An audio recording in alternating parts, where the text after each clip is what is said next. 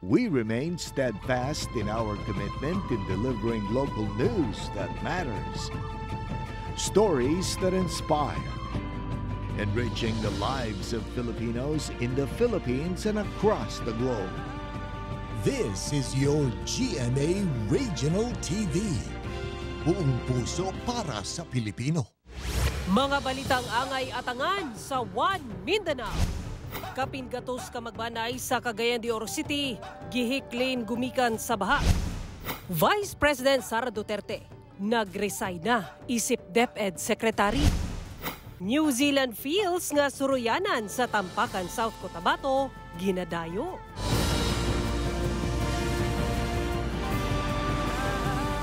Ito ang GMA Regional TV, One Mindanao. Mayong hapon Mindanao, kini ang GMA Regional TV, One Mindanao. Hatod namo ang pinakadagog pinakauling balita sa Mindanao. Ako si Sara Hilomen Velasco, live gikan dinhi sa GMA Davao Complex. James Paulo Yap, live gikan dinhi sa GMA Cagayan de Oro Station. Mi-resign si Vice President Sara Duterte sa iyang mga katungdanan ubos sa Marcos administration. Atong saro ng detalye niini sa live report ni Argil Relator. Argil.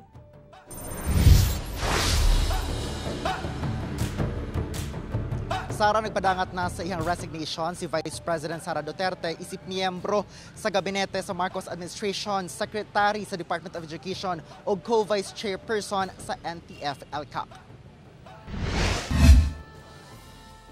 Earlier today, June 19, 2024, I sought an audience with the President and tendered my resignation as the Secretary of Education effective July 19, 2024. I have given my 30-day notice to ensure the proper and orderly transition for the benefit of the next Secretary. Kini ang ipahayag ni Vice President of Education Secretary Sara Duterte karong hapon, pinaagi sa social media page sa DepEd Philippines. Una ni ini, nagpagula og impormasyon ang Presidential Communications Office nga alas 2:21 karong hapon, dihang naabot sa Malacañang si VP Sara aron ipadangat ang iyang resignation isip miyembro sa gabinete, Secretary sa Department of Education ug Vice Chairperson sa NTF-ELCAC. Mga kababayan, ang aking pagbibitiw ay hindi lulan ng kahinaan, kundi dala ng tunay na malasakit para sa ating mga guro at kabataang Pilipino. Bagamat hindi ako magpapatuloy na mamamahala sa kagawaran, patuloy pa rin nating itataguyod ang kalidad ng edukasyon na nararapat para sa Pilipino. Sa iyang mensahe, gibalikan ni VP Sara ang kaagi sa pagsugod sa iyang termino. Isip DepEd Secretary, duha ka tuig na ang milabay ug ang mga kalampusan ni ini. Pipila ni ini ang paglusad sa matatag agenda, ang institutional reform pinaagi sa pagpalambo sa curriculum, pag-accelerate sa basic education infrastructure and facility ug uban pa alang sa learners ug mga magtutudlo. Nagpasalamat si VP Sara sa tanang mitabang aron mahinayon ang mga programa sa DepEd sama sa partner agencies sa national government, LGUs, foreign o domestic private partners, DepEd officials, teachers o non-teaching personnel. Sa 2 taon nating pagsasama, ang kwentong nabuo natin ay kwento ng kapit-bisig na pagtaguyod sa adhikaing maitatag ang isang bansang makabata at batang makabansa. Ngunit anumang kwento, kahit gaano kaganda, ay sadyang nagtatapos rin. Sa pag-abli sa bag-ong school year karong Hulyo, gilauman ang nationwide nga pagpatuman sa bag-ong curriculum gikan sa kindergarten hangtod sa grade 10. Kini luyo matud pa sa walay saktong resources alang sa epektibong pagpatuman ni ini. Sara, atong pangayuan og komento ang DepEd Regional Office 11 labot sa pag-resign ni VP Sara isip Education Secretary. Sumala sa spokesperson no, si Sir Dudong Atilio, gisayangan sila sa nahimong desisyon ni VP Sara apan girespeto nila ang maong desisyon. Sara. Okay, daghang salamat Argil Relator. Kapin gatos ka mga residente sa Cagayan de Oro City ang gihikling human nalubog sa baha ang ilang mga balay dihang milapaw ang tubig sa Ipunan River tungod sa kusog nga ulan. Ani ang report. Temporaryong gihikling sa Bulao Elementary School ang kapin usa ka gatos ka magbanay. Human misaka ang tubig baha sa Promised Land, Sitio Bulao, Barangay Ipunan sa Cagayan de Oro City. Sumala pa nga banda alas 12 sa tungang gabi, may bundak ang kusog nga ulan sa lugar nga hantod na sa alas 6 sa buntag. Sumala sa opisyales sa barangay, kaganinang kadlawon pa sila nagsugod sa paghikling sa mga residente. Kusog dire ang ulan gihapon, pero ang kuan man gud dinhi sa amo sa Ipunan, ang baha na mo dili gyud dinhi angkos nga ulan dito gyud sa bukid nagikan. Pipila ka mga residente sa Kulo ang nagpabiling gihapon sa ilang balay, taliwala sa kusog nga bulog sa tubig sa baha, sa kabalaka nga mga wala ang ilang mga gamit. Pag abot og alas 2 ni saka naman ng tubig diretso na largo diri sa balay, kusog kayo. Amo pay pagpasaka dayon sa mga gamit. Ang uban wala na naapsan. Nanglangoy na. Hinuon walay natala nga nasamdan sa maong insidente. Samtang nagpadayon pa ang clearing operations sa mga lugar nga gilunupan pa sa baha. Gitunulan na sabkunog ginabang sa barangay ang mga apektadong residente. Aduna sabkunog ongoing flood control project sa lugar diin gilauman nilang maoy makasulbad sa problema sa ilang barangay. Kini makita nato nga mga flood mitigation nga mga project naa diha iyang kamulo hangtod karon sige pa og trabaho. Sumala sa pag-asa nga ang pag-ulan-ulan resulta sa southwest monsoon o hanging habagat. Posible sabkuno nga magpadayon pa ang maong lakat sa panahon. Kauban si Makoy Sempron sa kamera. Ako si James Paulo Yap para sa One Mindanao. Usaan patay samtang duwang samdan dihang nahugmak ang bahin sa Column Bridge sa Malagamot sa Panakan, Davao City. Sa inisyal nga imbestigasyon sa kapulisan, nagatrabaho ang tulo ka steelman sa mong lugar pasado alas 3 sa hapon niadtong Lunes. Dihang kalitramatod pa nga nabali ang braces sa Column Bridge, rason nga nahugmak kini ug naigo ang tulo ka steelman. Nailan ang nasamdan nga sila si Ian Harol, 25 anyos, ug Rogelio Rojas, 28 anyos. Dayon sila nga gidala sa ospital. Apan walay swerte nga nakabsan og kinabuhi ang 19 anyos nga si JP Oftana. Gidala na sa ilang lugar sa Samal Island ang lawas sa namatay. Tungod sa itabo, temporaryong giundang ang operasyon sa mga lugar. Ginatanaw pa sa kapulisan kung ano na ba'y suot nga safety gear ang maong mga trabahante. Wala pa sab ni pagawas og pahayag ang contractors sa maong proyekto. Mas ginapalaw man pa sa kapulisan ang ilang investigasyon sa posibleng hinungdan sa maong insidente. No, sa mga construction workers, safety first user no, ang ato pagatan-awon kay ato pagpaningkamot wala na sir kung ato ang kinabuhi is maalas na para sa mga contractors pud sir no, siguro duman nato sa mga trabahante is safety gid kanunay sir no, ato monitor is provide. Karong panahon sa ting-ulan, hugot ang koordinasyon sa Davao City Disaster Risk Reduction and Management Office sa matag barangay sa posibleng epekto sa tag-ulan. Ang detalye sa report ni Argil Relator. Dihang nasinati na ang mga pag-ulan sa Davao City, gimanduan na sa Davao City Disaster Risk Reduction and Management Office ang DRRMCs sa matag barangay nga magpatuman og hugot nga monitoring para gilayong makaresponde sa mamahimong epekto sa pag-ulan sa syudad. Natay mga equipments no nga magamit in times of mga incident for response. And natay mga ongoing na mga purchases sa ato ang mga equipments. Padayon sab ang mga operasyon sa Ancillary Services Unit sa paghabwa sa mga drainage system nga dunay mga bara aron malikay sa pagbaha.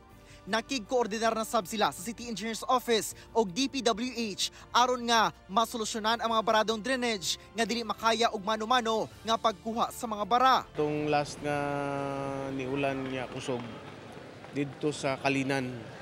So, siguro, kinanglan na gyud na siya engineering intervention, ayuso na gyud ang ilang mga drainage system diya padakaan, kaya aron nasulbad na siyang problema. Samtang, positibo ang panglantaw sa CDRMO, labot sa mando sa pag-institutionalize sa Incident Command System o Incident Management Team nga tawagong Davao City All Hazard Incident Management Team panahon sa emerhensiya.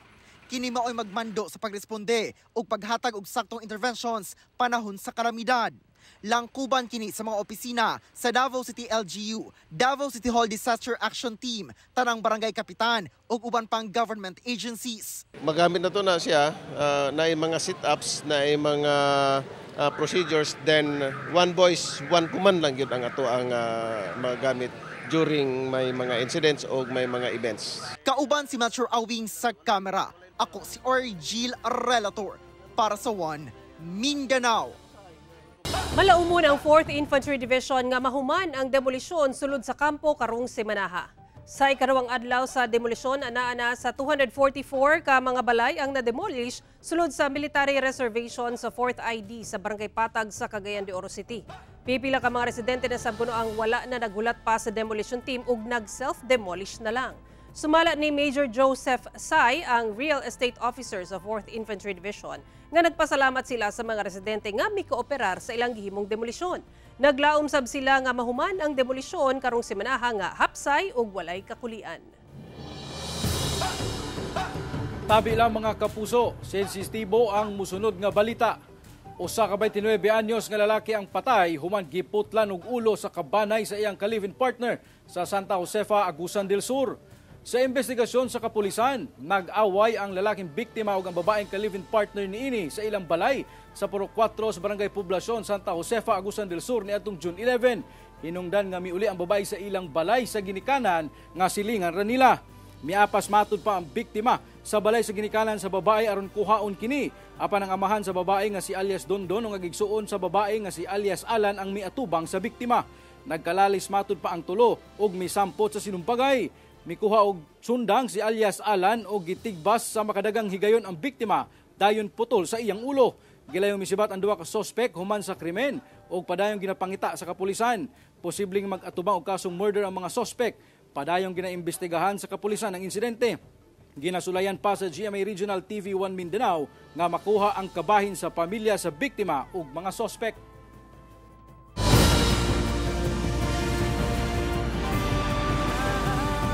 Ito ang GMA Regional TV 1 Mindanao.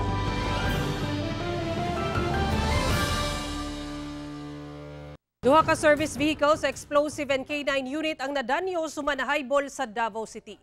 Nahulog na sa pangpang kining sakyanan padulong sa tugaran sa usa ka residential lot samtang nakakabit pa gikan sa shoulder sa highway ang giguyod ni ining laing sakyanan dihang na highball sa kilometer 19 Davao Bukidnon Highway sa Barangay Los Amigos sa Davao City alas 10:45 Martes sa buntag. Ang duha ka mga sakyanan gipanag-iyahan sa Davao City Explosive and K9 Unit. Sa investigasyon sa Los Amigos Police, giguyod sa double cab ang pickup nga pulo service vehicles padulong sa ilang impounding area sa Barangay Malago sa Baguio District. Apan pag-abot sa mga lugar, nawadaan matud pa og kontrol ang driver sa duha ka mga sakyanan. Hinungdan nga nabangga sa konkretong koral kilid sa highway. May na lang kay wala naunsa ang nagmaneho sa maong mga sakyanan. Nagkahusay na matud pa ang driver sugang tag-iya sa nadanyos nga koral. Usa ka lalaking pasahero ang patay human gipusil samtang sakay sa usa ka taxi sa Davao City. Ani ang report ni Argil Relator. Wala na nakaabot pa sa iyang destinasyon kining lalaking pasahero dihang gipusil samtang sakay sa usa ka taxi sa Circumferential Road, Barangay 19-B, Davao City, alas 10 Miyerkules sa buntag. Misakay matud pa at tubangan sa Hall of Justice sa Ecoland ang biktima ug magpatud unta sa usa ka subdivision sa Buhangin. Wala na matud pa makabantay ang taxi driver kung asa nagikan ang gunman. Sanglit nag-concentrate matud pa siya sa pagmaneho. Dihang nakadungog na lang siya og duha ka buto sa pusil og naigo na ang iyang pasahero. Dili kay pagbuto, nakita na ako ang gunman nagbaktas na. Nya paglakaw nagsakay nagbuto. Moto niya ambak na ko kay kuyawan naman ko. Mo na niatras ni sakyanan. Misakay matud pa sa garaway nga motorsiklo ang gunman. Nakahiagom og gamayng samad sa tiyan ang taxi driver tungod sa mga bildo human sa iyang pag-ambak gikan sa taxi. Wala pa nailhan sa mga otoridad ang biktima. Sanglit, walay nakita nga mga ID sa lawas ni ini. Ato siyang ilhon sa iyang identity. Then ato ang subayon kung unsa ang motibo ani. Sumala sa kapulisan, nakahiagom og samad pinusilan sa tuong bahin sa liog ang biktima. Giproseso sa mga personahe sa Regional Forensic Unit 11 ang crime scene aron masuta kung pila ang igo sa biktima ug unsa ang pusil nga gigamit sa suspect. Kauban si Metro Awing sa kamera. Ako si Orgil Relator para sa One Mindanao. Usa ka 24 anyos nga lalaki ang napalgang patay sa usa ka abandonadong balay sa Margo sa Tubig, Zamboanga del Sur. Napuno og samad dinunggaban ang lawas sa usa ka 24 anyos nga lalaki dihang napalgan sa kapulisan sulod sa usa ka abandonadong balay sa Purok Bayabas, Barangay Magahi sa Margo sa Tubig, Domingo sa buntag. Sumala sa kapulisan, igo ra mitambong sa piyesta ang biktima. Miabot sa 16 ka samad dinunggaban ang naiaguman sa biktima, hinungdan siyang hinanaling kamatayon. Nagpadayon pa investigasyon sa kapulisan kalabot sa insidente.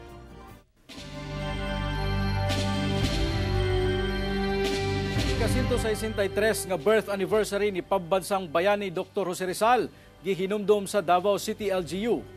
Nahimong hamubo apan mahinungdanon ang seremonya sa Rizal Park sa Davao City alang sa paghinumdom sa ika-163 nga birth anniversary sa pambansang bayani nga si Dr. Jose Rizal.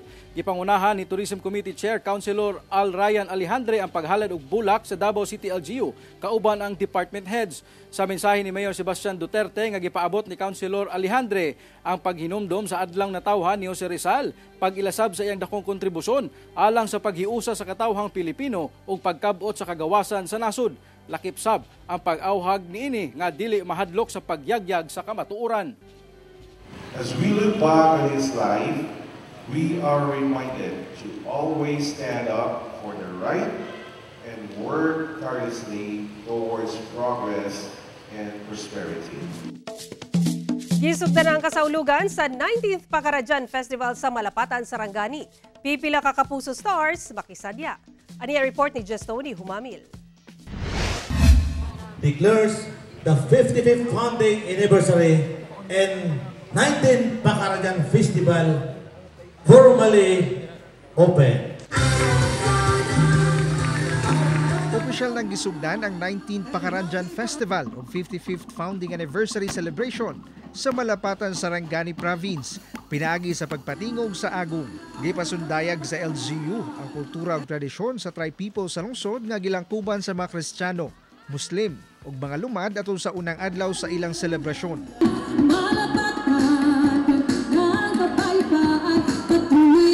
Pwede sabsuruyon kini mga booth sa mga Muslim dinhi sa municipal ground ug pwedeng ma-experience ang ilang abunda ug mabulokong kultura. Apan dili lamang kana ang angay atangan, sanglit dagan pang exciting ug most awaited nga mga aktibidad sa kasaulugan.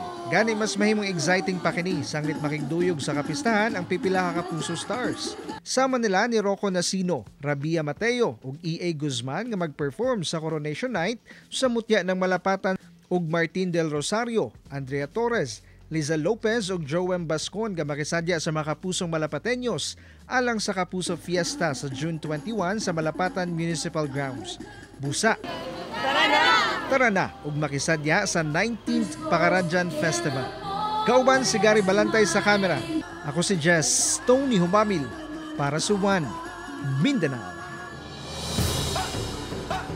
Gibawal una sa provincial government sa Davao de Oro ang mga mountaineering activities sa mga bukid sa probinsya human sa milabay nga mga pagtayog ug pag-ulan sa probinsya.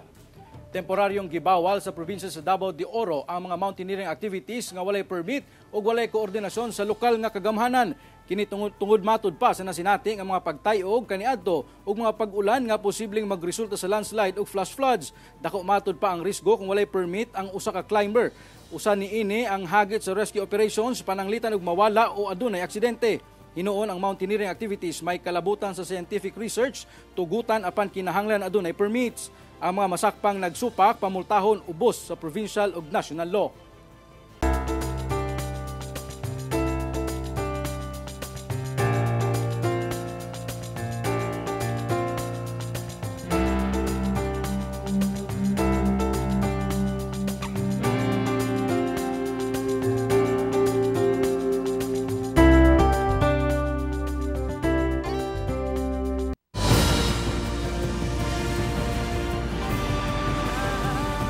Ito ang GMA Regional TV, One Mindanao.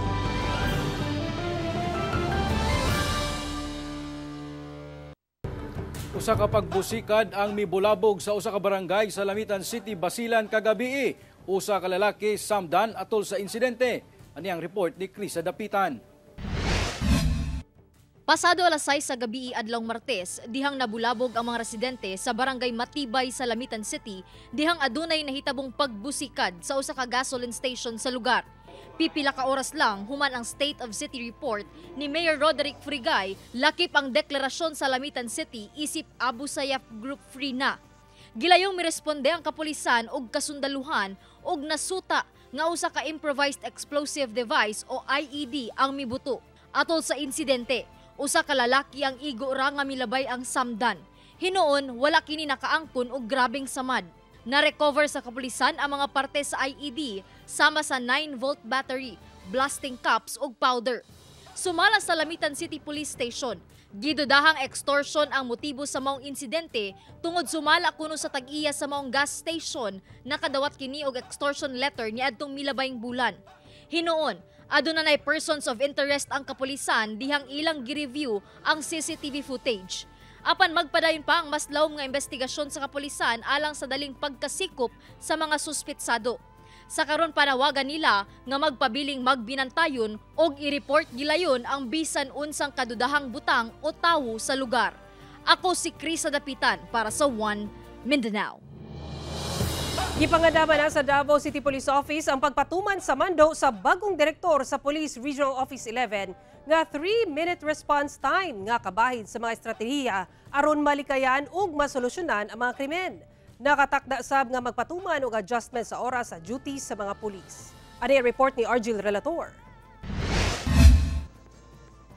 Usa ka adlaw human ang iyang paglingkod sa katungdanan, isip director sa Police Regional Office 11. Gitagbo ni Police Brigadier General Nicolas Torre III ang mga opisyal sa Davao City Police Office alang sa command visit sa DCPO headquarters. Usa sa mga nahisgutan ang pagpatuman sa iyang best practice nga gipatuman kaniadto sa Quezon City Police District nga 3-minute response time sa mga insidenteng mahitabo.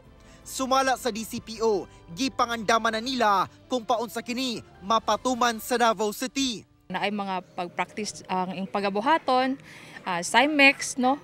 Before gid nato ma-reach gud siguro ng 3 minutes response time. Duna sa ipatumang adjustment sa oras sa duty sa mga pulis, labi na sa police stations o mobile group nga mo'y mo responde sa mga kakulian. So iyang gusto is 8 hours per day ang duty sa kapulisan, dili 24 hours. So ang 8 hours ma'am, walay rason kung anong dili ta makaresponde dayon kay sakto sa pahaway and then sakto pod sa oras ang trabaho.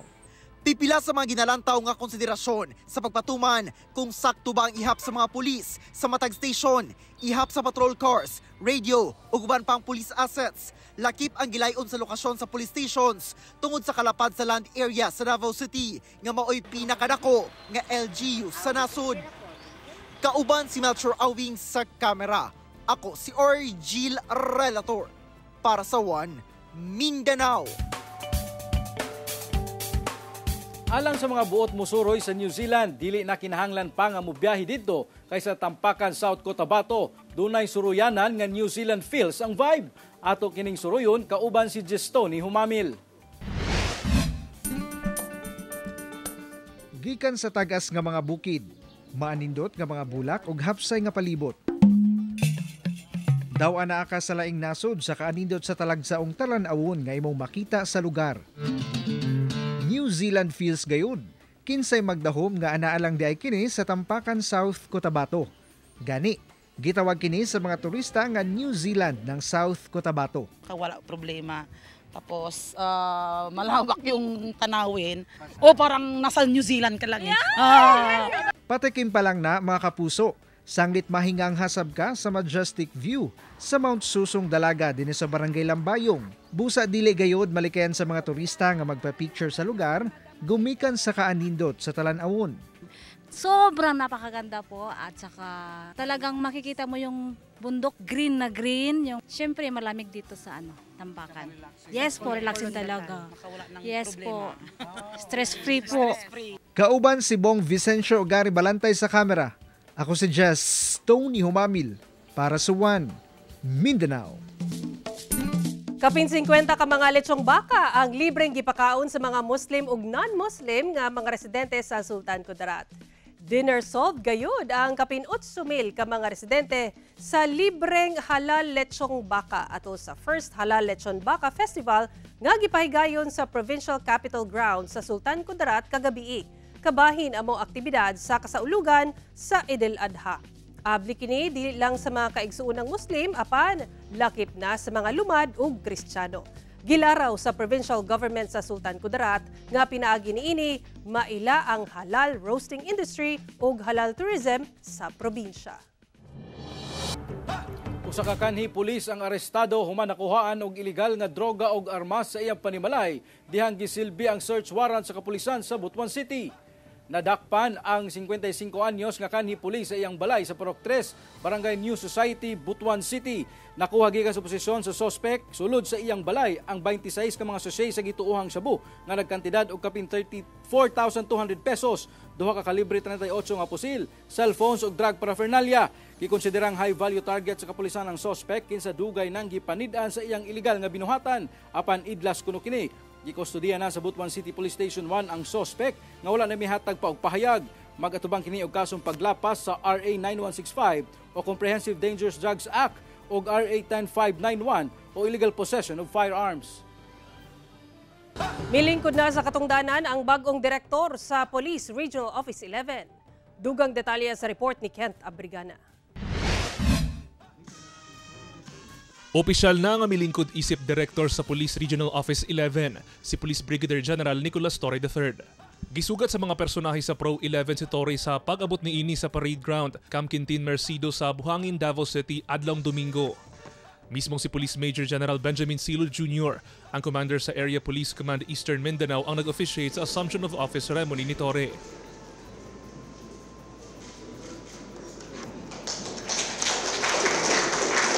Graduate sa Philippine National Police Academy tagapaglunsad, class of 1993 si Torre. Nagsilbi kini isip kanhi commander sa Samar Provincial Police Office, kanhi Deputy Regional Director for Operations sa NCR Police Office, ug kanhi Director sa Quezon City Police District, apan nagresign tungod sa kontrobersiya kalabot sa usa ka pulis ug siklista.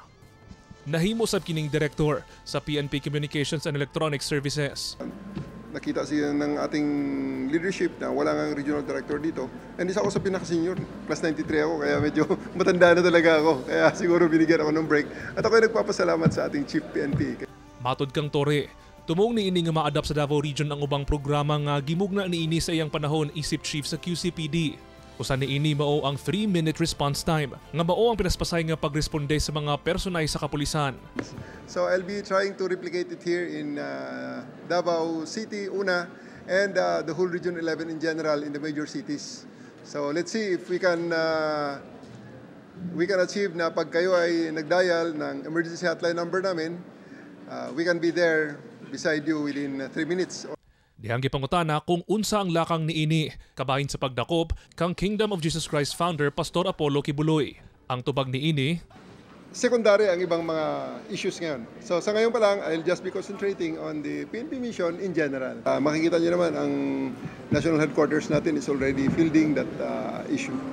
Sa karon wala matod pa siya nadawat nga special order kalabot sa pagdakop kang Pastor Apollo Kibuloy. Hinoon, anda matod pa ang Pro 11 kumufile og kaso ang kampo ni Kibuloy batok sa PNP. Kini kalabot matod pa sa overkill nga pagsilbi sa warrants of arrest niya tung June 10. And let's just cross the bridge when it's there. Yan lang ang ating gagawin sa ngayon. I'll wait for whatever cases that will come and let's cross the bridge. Giuli pa ni Torre ang halos duha ka bulan nga katungdanan nga si Police Brigadier General Aligre Martinez kinsa i-reassign sa Police Holding and Accounting Unit sa Camp Crame. Kauban si Bebot Kahes sa kamera. Ako si Kent Abrigana para sa One Mindanao. Dunay ginalinyahan karon matag gabi sa Artilim Boulevard sa Zamboanga City. Gani dili matud pa magsawa ang mga parokyanon ining homemade shawarma. Atong tilawan sa report ni Efren Mamak. Gitapukan sa mga customer kining usa ka mobile stall sa Artilim Boulevard, Zamboanga City nga nagsugod og paninda gikan alas 6 hangtod alas 11 matag gabi. Ang rason, mao ang ginabaligya nga shawarma nga matud pa homemade kung asa overloaded sa cheese, potato fries, sauce, gulay ug roasted beef. Sumala sa mga nagalinya nga customer, gusto nila kining tirawan sanglit nag-trend sab kini sa social media. Na-trend siya, kaya gusto ko itikman siya. Kasi dahil sa madami daw siyang cheese, yung karne is like may kakaibang flavor din. Gusto ko talaga matikman yung spice.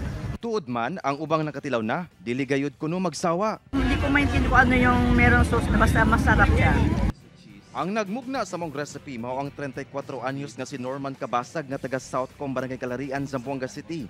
Natun-an kuno niya ang pagluto og shawarma pinaagi sa paglantaw sab sa social media. Sikreto kuno sa lami nga beef, isip main ingredient mao ang marination. 24 hours na sa marinate ang karne.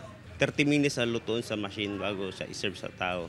Sanglit ulay pang kapital aron inegosyo kini kaniadto. Midangop si Norman sa usa ka kooperatiba sa barangay aron mapadayon kini. Naswertehan si Norman kay gisuportahan sab kini sa kooperatiba sa barangay. Ang unang ginana sir siya ning duol sa amo nangita siya kinsa mo finance iya kay siya man gid ang nahinabal-an kabar.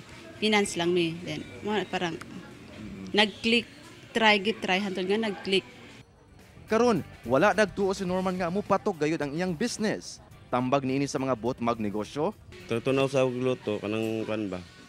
Kasi mahilig kasi ko maglatog YouTube. Kasi kailangan kasi na maluto eh. Bawal kasi na siya nang i-serve kasi baka maraming magkuan ba. Masakit sa tiyan.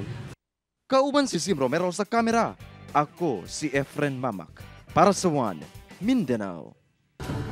Mao kadto ang mga ulahing balita sa Mindanao karong adlaw. Mamahimo ninyo kini makita pag-usab pinaagi sa pagbisita sa official website sa GMA Regional TV o bisita ang among official YouTube channel o i-click ang subscribe button para sa pinakaulahing balita.